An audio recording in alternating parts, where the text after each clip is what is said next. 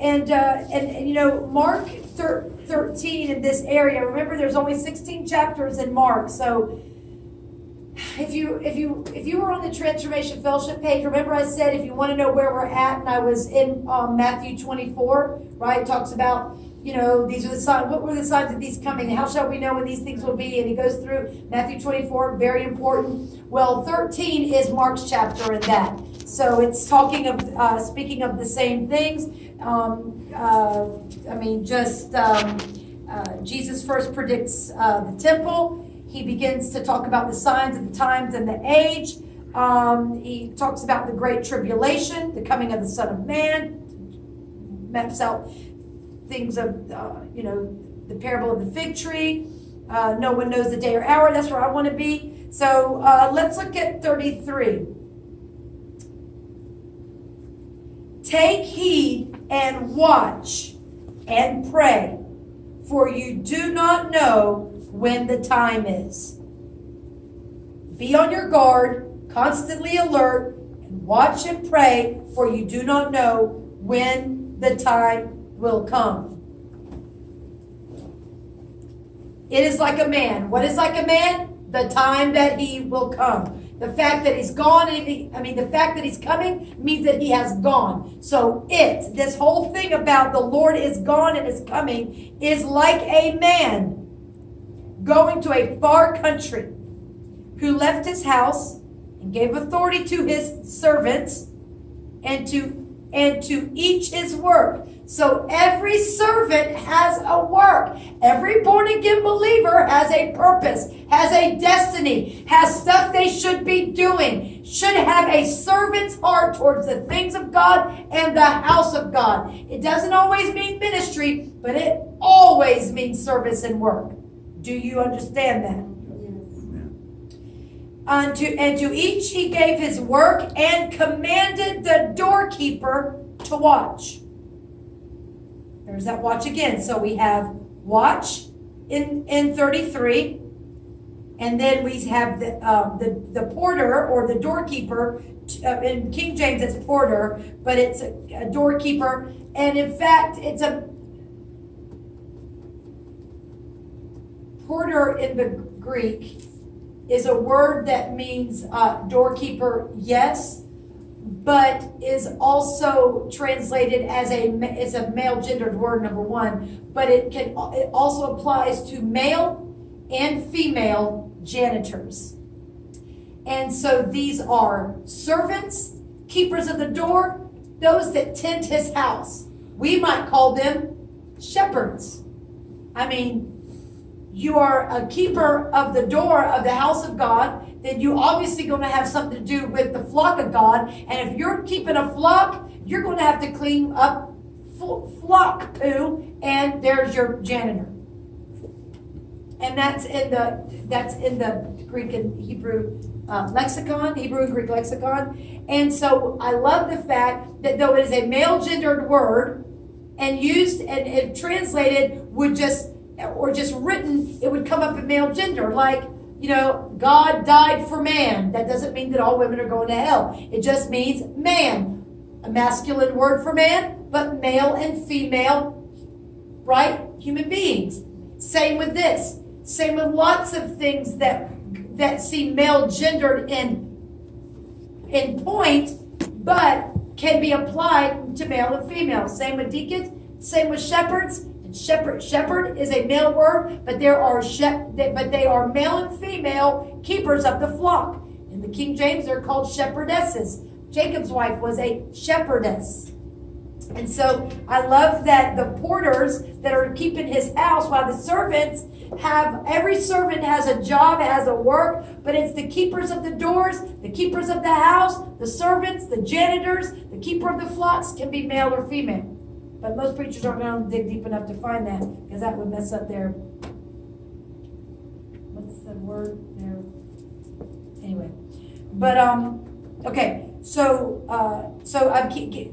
porter to keep watch. That's the second. Third, in 35. Watch therefore, for you do not know when the master of the house is coming, in the evening, at midnight, at the crowing of the rooster, or in the morning.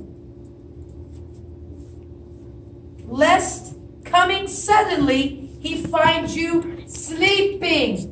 And I heard very clearly this morning, well before I got this scripture, well before I knew what the Lord wanted us to talk about and go over together. I was busy all day, and I was about my Father's business for a big part of that towards the end, and it was just in an hour that he dropped this stuff into my spirit. And it was early this morning. He said, "Wake up, or you will die in your sleep." So we do not want people. We don't want to be found sleeping. We want to watch. And here we go again. And what I say to you, I say to all: watch. What I say to you, disciples, so that nobody can get it twisted. This isn't about my disciples. This isn't about Israel. This isn't about me in the flesh. What I say to you, I say to all, to the end of the age. Remember, the end of the age is to the last time. And you shall, and lo, I will be with you forever, even until the end of the age.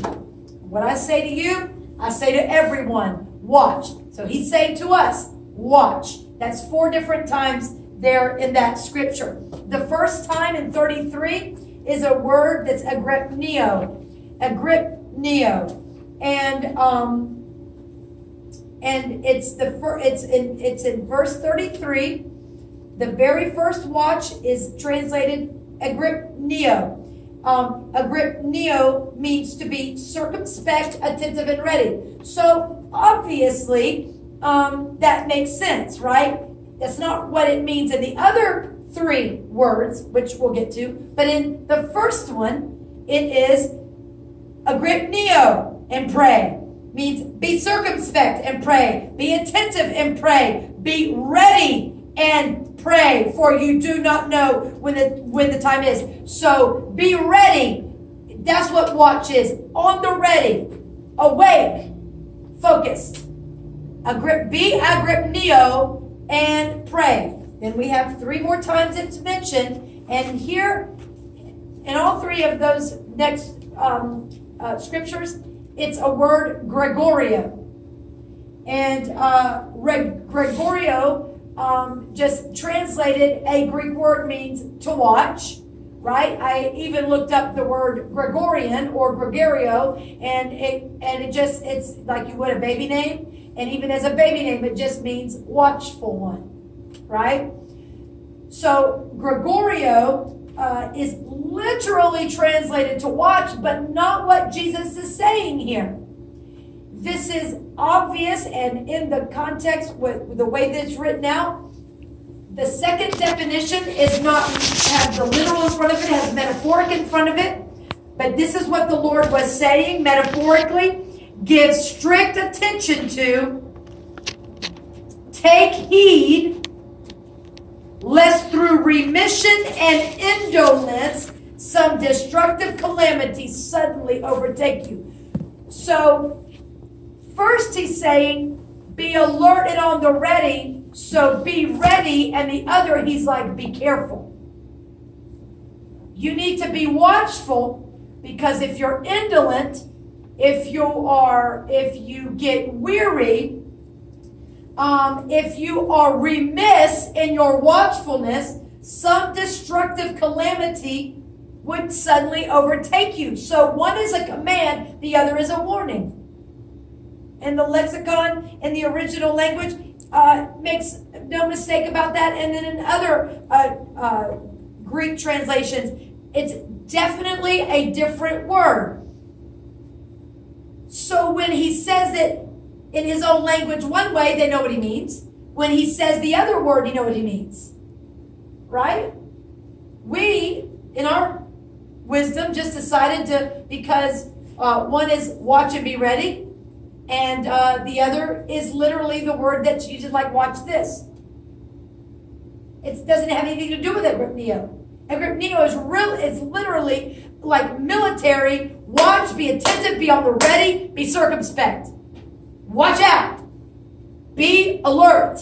What you would say to someone, you wouldn't say, hey, agrypneo, da-da-da-da-da-da-da-da-da-da. It's not even the same watch. But you could say, Gregorio, right? And it be like, hey, watch this. But Jesus wasn't saying watch this.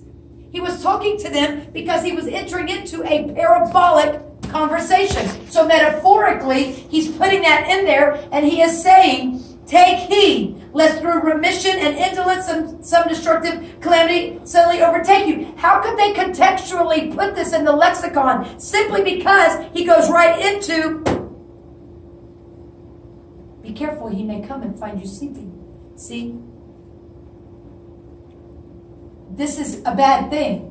Jesus is clear that he's telling this parable because those that are watching, that are sleeping, beware, be careful, because if your master comes back and finds you sleeping, that would not be good. Mm-hmm.